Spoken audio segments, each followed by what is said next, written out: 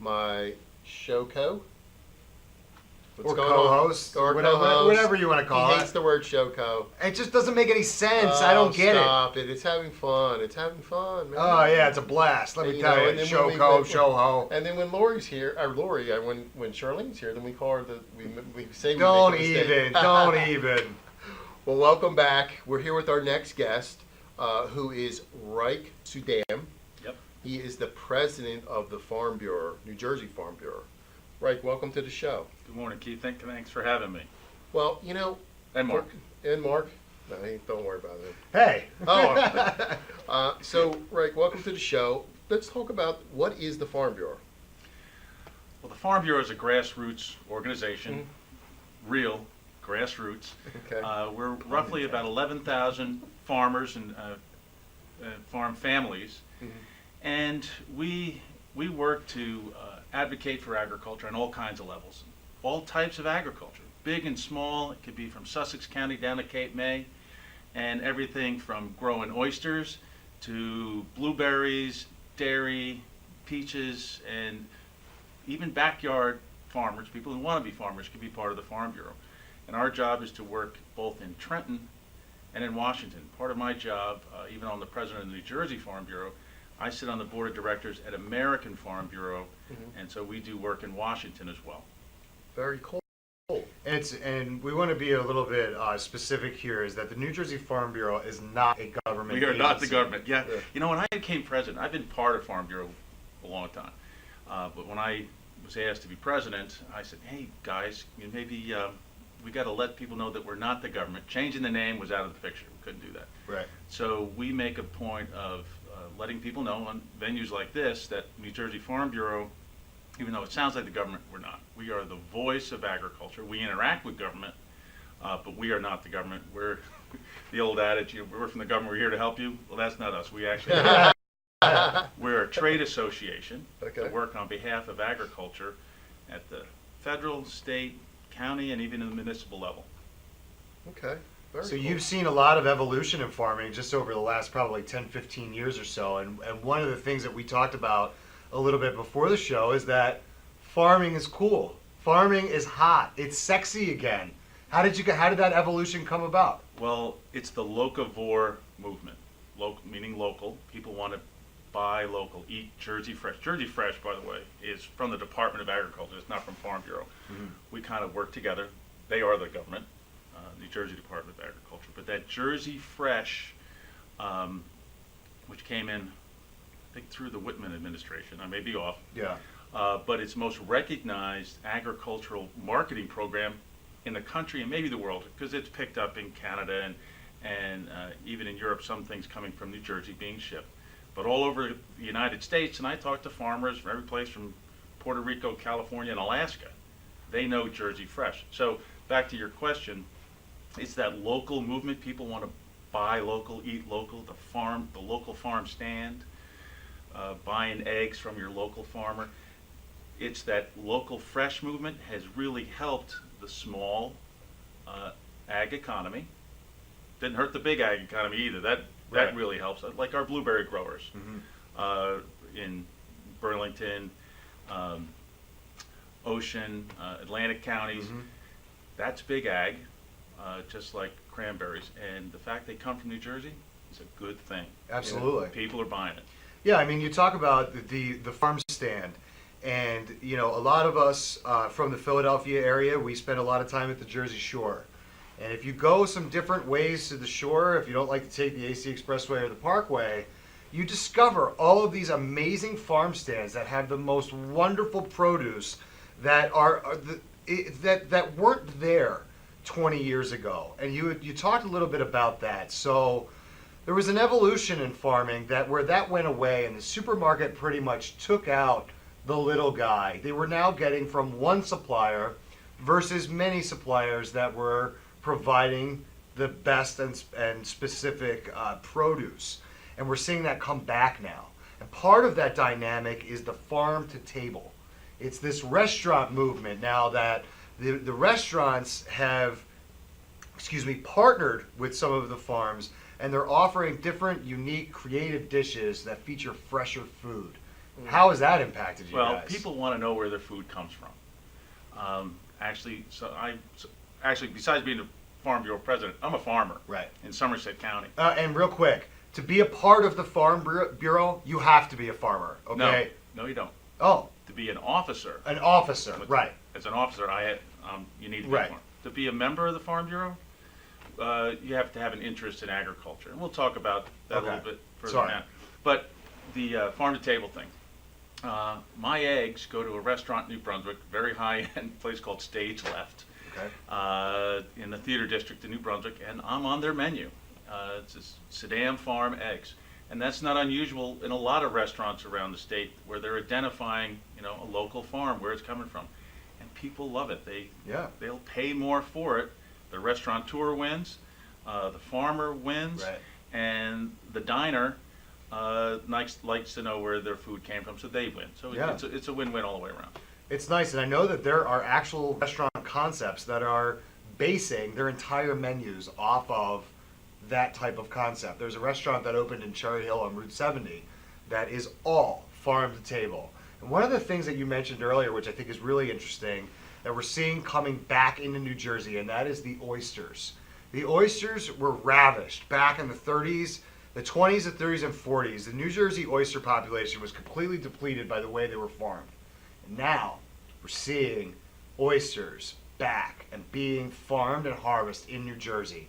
Cape May specifically. I was down in Cape May a few weeks ago, and I was talking to someone from the Tourism Bureau there. They want Cape May oysters to come back in a huge way. And I said, well, who are your targets? She said, I want people to think Cape May oysters are as good as the Prince Edward Island oysters because they are.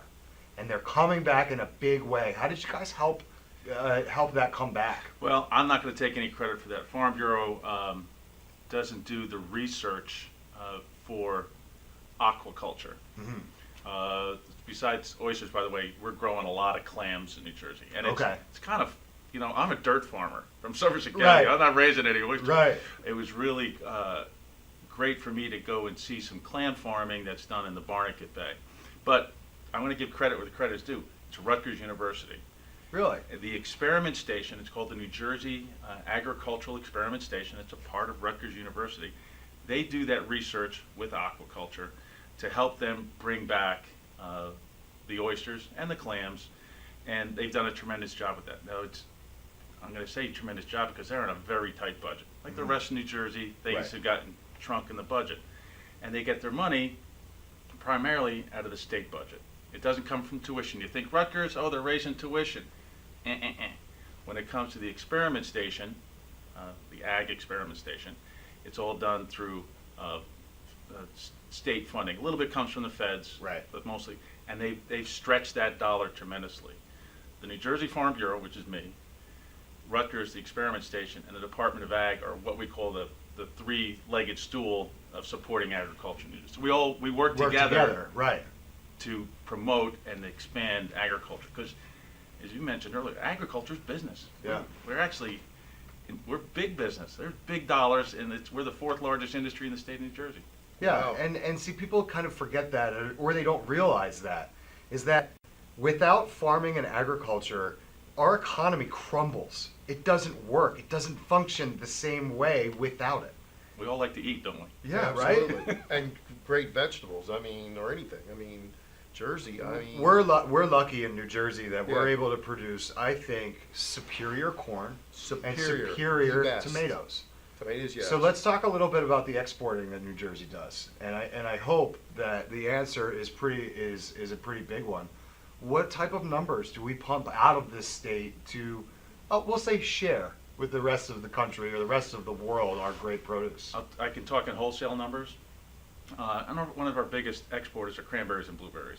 We also ship a lot of peaches. We still grow a lot of peaches in New Jersey. Yep. But in rough numbers, don't hold me to the retail numbers, but wholesale dollars is $1.2 billion at the farm gate of fruit. And that's wholesale. That's not retail, and it's Right. not finished on the plate Right. at the Wow. restaurant. So You start doing that, you got more dollars and more jobs involved, et cetera. That's a huge number. Wow, That's a that is huge number. huge. Over $1 billion. That's incredible. And people think about New Jersey, it's the Turnpike and Route 1 and Newark Airport. Yeah, right? And We're better than that. that's why I love Jersey. They call us a Garden State for a reason, That's right? right. We're going to have to take a quick commercial break, and we're going to be right back. When it's time for Jersey Mike's to make a really great sub, this is what we do.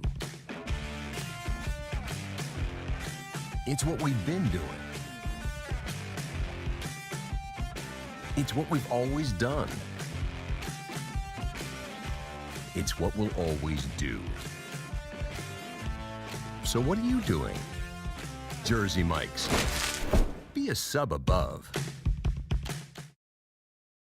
Today's show was brought to you by Alicia Kelly of White Horse RV Center in Williamstown, New Jersey. Alicia is your RV expert.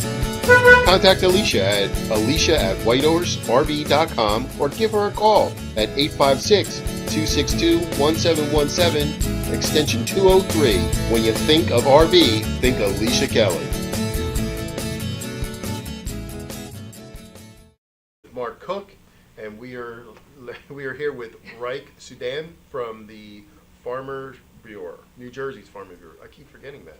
New Jersey Farm Bureau. He's not just from the Farm Bureau. I can't even talk. He's the president of He's the the Farm president. Bureau. Isn't there that commercial? He's not only. Oh, that's for like the balding thing. No, we're So, not the hair club for men. That's right. That's what it was. So, well, Ryck, We're welcome talking about back. the business of agriculture. The business of agriculture. And New Jerseyans love it, and they're supporting us. Yeah, and that, again, right before the break, we were talking about $1 billion, over $1 billion. That's huge, very huge. So, tell us a little bit. Can you, you said you were a farmer. You have to be a farmer. Tell us a little bit about what would you do. Well, I have a farm in Somerset County. We have 300 acres. We raise a lot of hay for the horse industry. Horses are very important to a lot of ag in New Jersey. There's a lot of guys like me that raise hay and grain to feed horses, whether it be the racetrack or backyard horses. So issues surrounding racing in New Jersey, you might hear it in the news a lot, and it's at the legislature, are important because of the agricultural industries that are impacted. So racing isn't my only customer when it comes to the hay that we grow, but it's a big part of it. So we encourage the legislature to be favorable to racing. Right. It's not, for me, I don't gamble on horses, it doesn't matter. Right. But they eat. Right, And there are absolutely. horse farms that people love to see, and they're also a big part of the economy.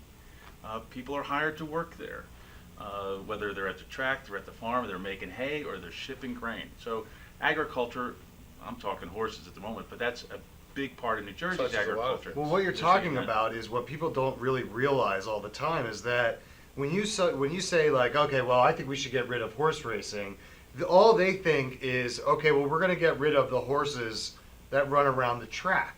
And that's not the case. There's so many more people and businesses that are impacted by a decision like that, like you specifically, the ones that are trying to feed these horses. So you take them out, and that significantly affects your bottom line. And it affects on the grower. Then you got the vet, you got the blacksmith, the other ancillary businesses that are supported by horses. And horses aren't just racing. They're Right. pleasure horses. They're therapeutic riding. Mhm. There's all kinds of parts to it. But that's the biggest part of my farm is making hay. But we also do vegetables. We were talking vegetables earlier, and eggs. I also raise pigs. You raise pigs too? Yeah. I love it. Yeah, we sell our pork. We have it processed. That's a nice way to say it. And we get it vacuum packed, and we sell it to our customers along with our flowers, our tomatoes, and everything else. So I'm a diversified farm, and that's kind of how the Suydam farms has survived. And my story is not unique. That's how a lot of agriculture has remained in New Jersey, is by adapting to the times. We were a dairy farm once upon a time, and due to labor and other economic factors, we got out of it. And we started growing hay for other people's animals. We're doing very well with that, but I needed to continue to evolve to create an income to stay in business. Again, it's a and business. And Yeah. that's the Yeah. locavore movement that we started the show with.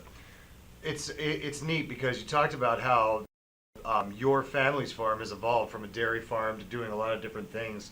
It's almost an evolution, if you want to look at it that way, that a lot of the farms in New Jersey are, you mentioned that their stories are similar because the way the industry has changed and evolved, the farms themselves also had to change and evolve to maintain and survive and almost have to weather that storm that was there for a lot of years that we're finally starting to see now, like we had talked about a little bit earlier. Farming is sexy again. Farming is cool. And it's really the foundation of all of the foods that we should be eating. When you talk about people and health coaches that talk about healthy diets and all of the things that we should be putting into our body, right, what's the answer all of the time? It's all stuff that comes from the earth, right? Yeah. Closer is better.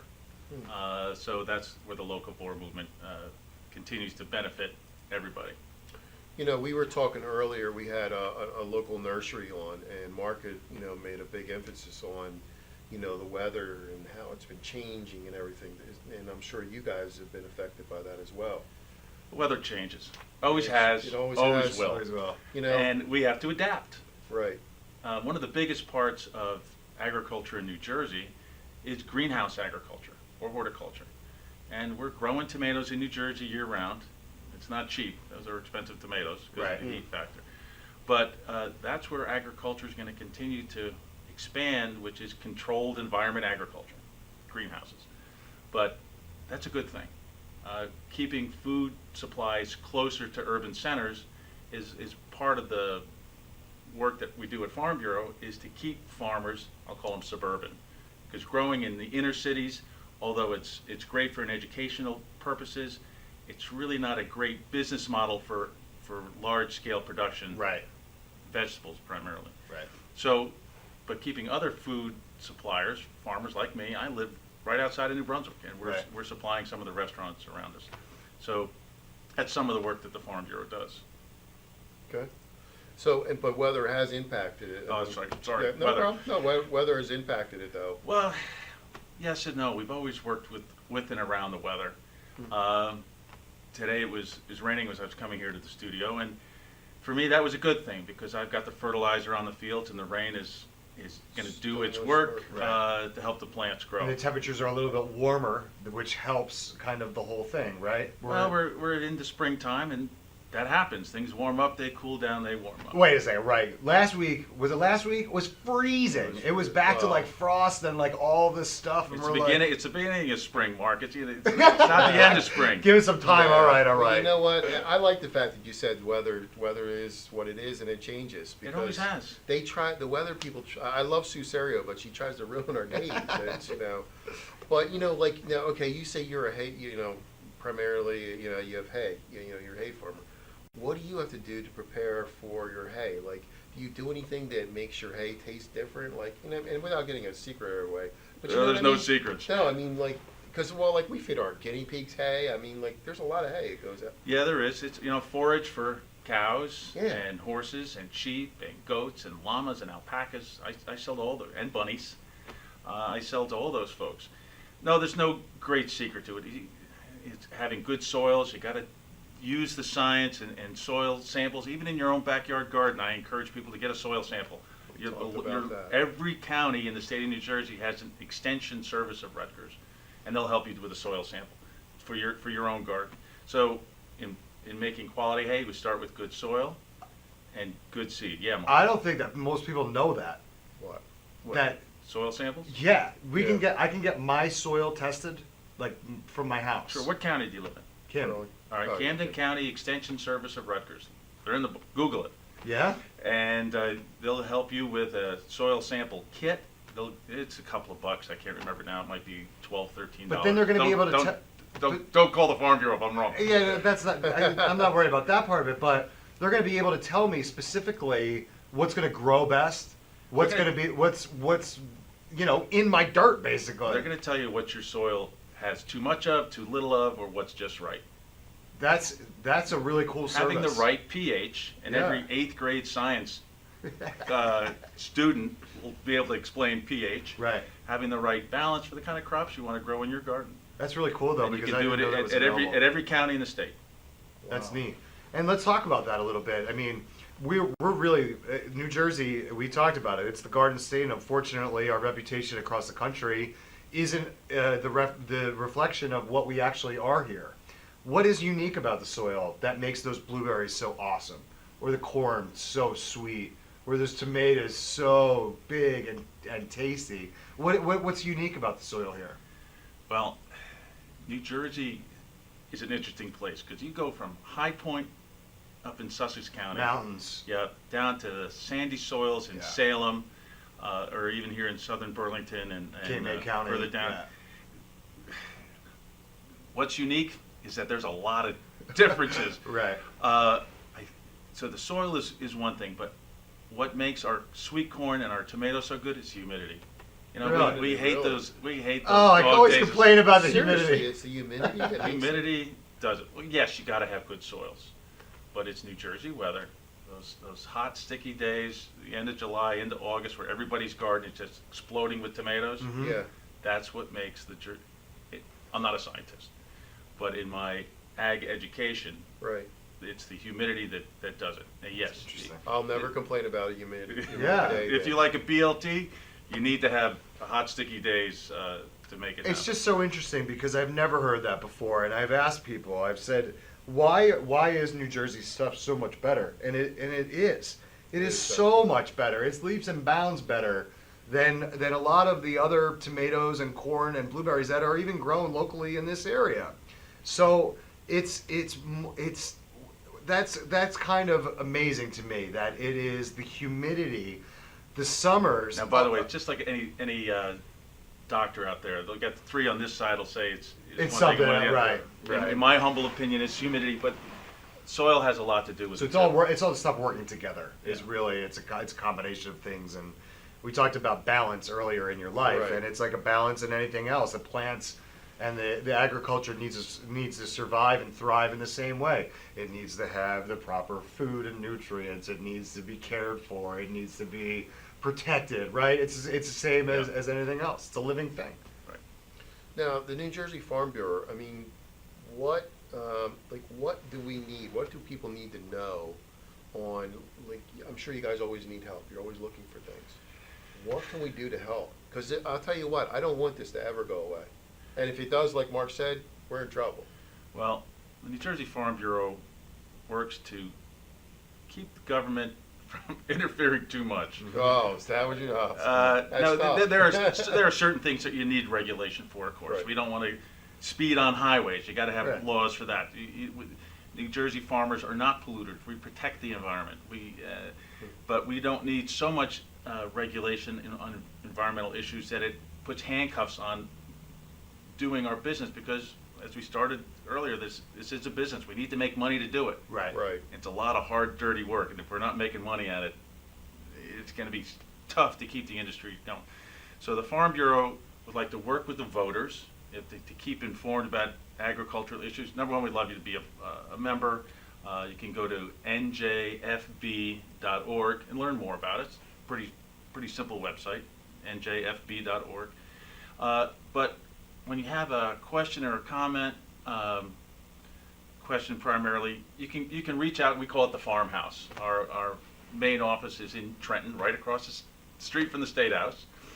And so you have a question about agriculture, call the farmhouse, the New Jersey Farm Bureau, and we can help you with that so that we have good neighbors. Farmers want to be good neighbors because we live in the same neighborhoods that you do, in the same place. So farmers are going to work with you, and Farm Bureau's there to try to help facilitate that. I was just going to say, you guys are pretty much the facilitators between the government and the environmentalists and all of the different groups that are kind of like in your business almost. We're talking about a situation where it was put up to vote, a certain issue was put up to vote. It passed. The people in New Jersey voted for it in an overwhelming majority. You're talking about the Open Space of Act. Now it was for 2014. Right. I agree with Chris Christie on a lot of stuff, not everything. But he said put it to one of his favorite phrases is let the voters decide. Right. Put it on the ballot.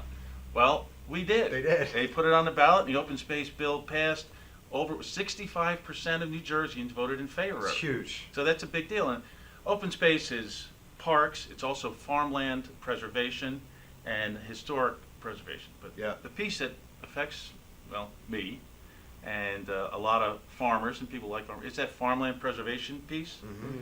It is the best business deal in the state, if not the nation, because New Jersey farmland is some of the most expensive anywhere.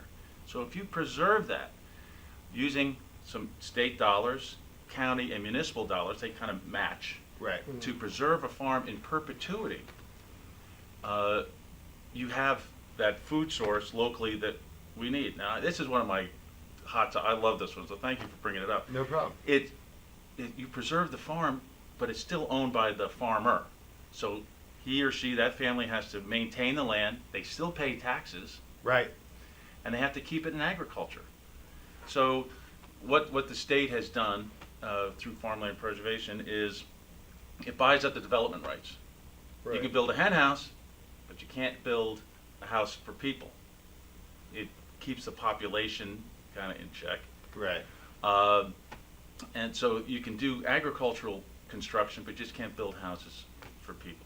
But it's the best business deal because once it's preserved, the taxpayers eventually save money, Well, and it stays in farming. but what you're talking about, though, is you're talking about a scenario that this passed by the voters of New Jersey, and then when it finally hit the governor's desk, it got Sliced and diced. chopped up, and things were taken out that you guys fought really hard to make sure that they were in there in the first place. That the funding levels, traditionally it was like a 60-40. Open space got 60, farmland preservation got 40% of the pot. Mhm. That has changed. Now, see, when voters passed this, they thought it'd be traditionally about the same. Well, it's not. It's dramatically different. Open space has gotten a bigger piece of the pie? Well, the hardest part is a big chunk went off the top back to the DEP for salaries. That was not the intent of the bill, Right. but that's the reality. That's going to happen. And what's left is being agriculture, the farmland preservation piece of the pie got reduced. Now, legislation has just come through Trenton, got passed both by the Assembly and the Senate to kind of put it back where it was, even though that chunk went off the top, but the governor needs to sign it.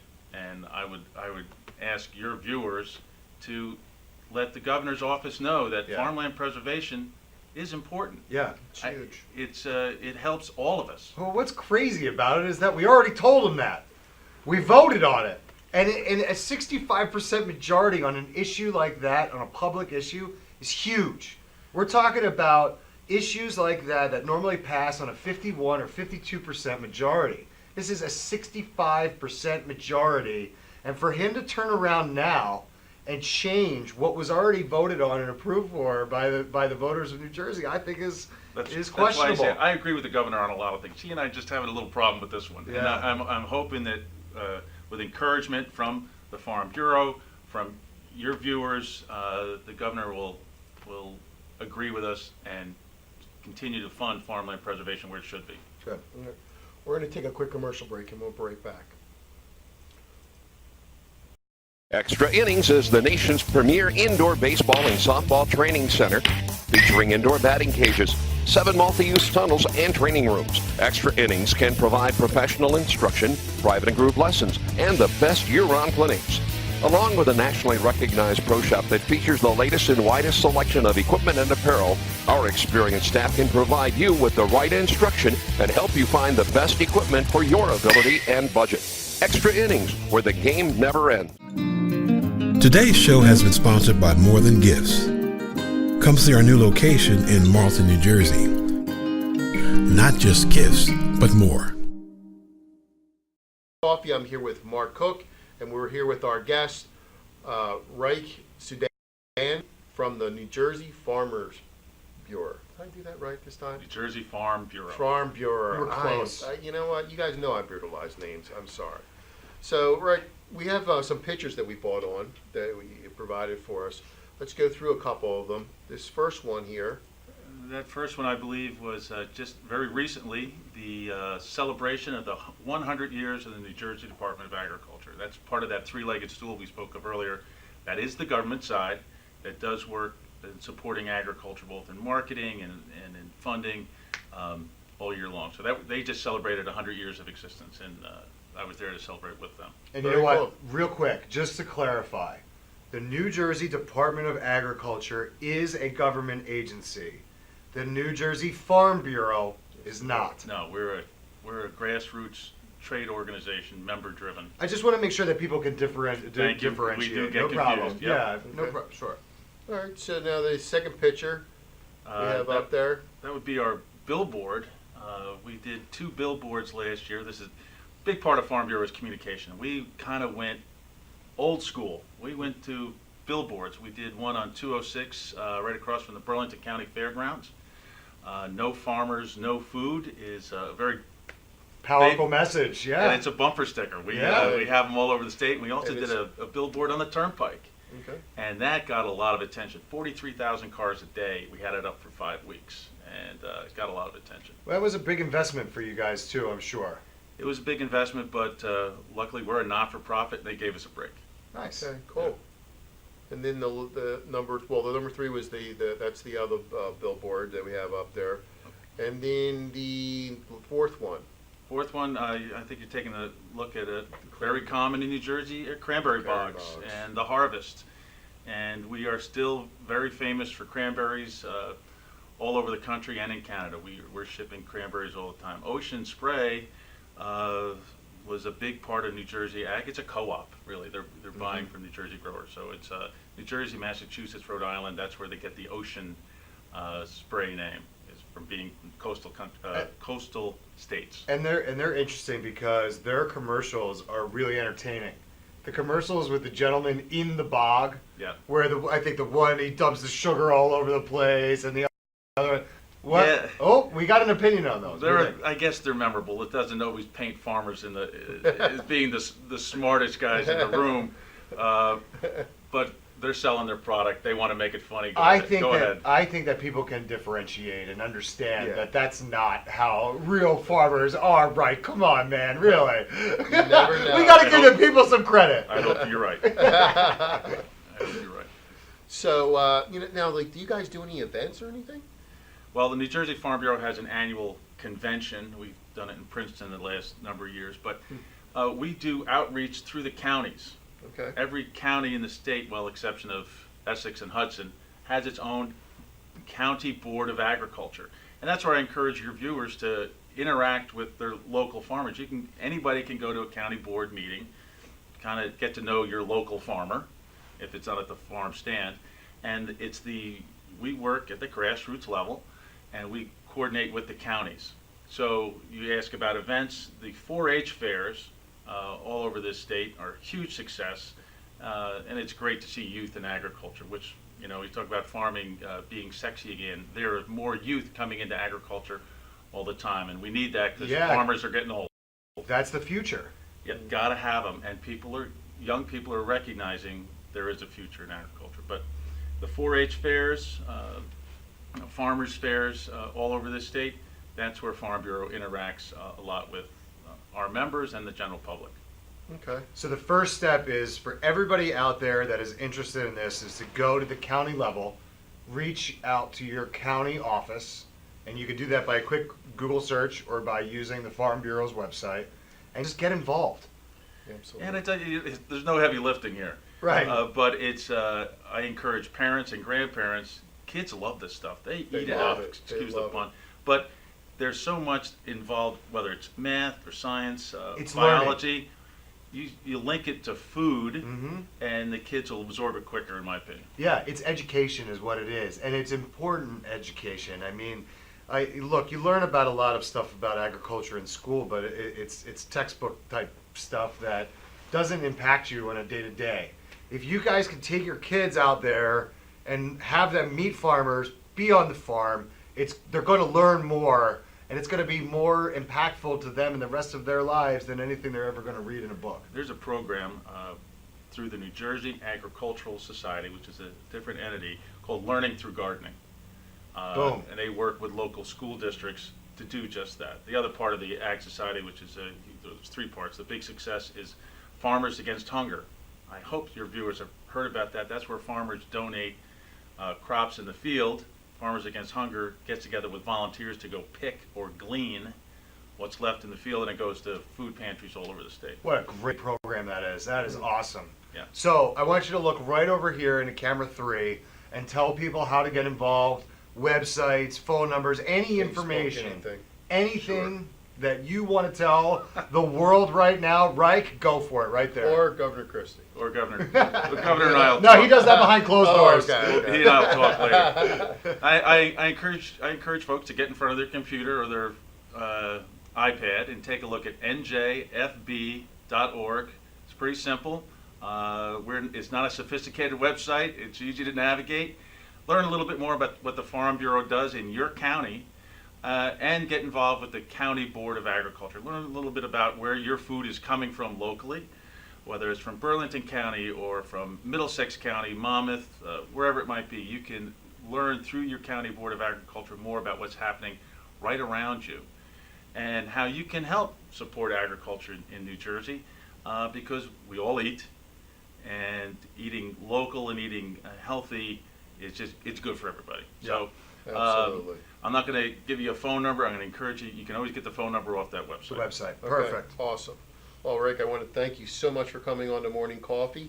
For me and Mark, we are out for the day, and we will check you out tomorrow with some more guests right here on Morning Coffee.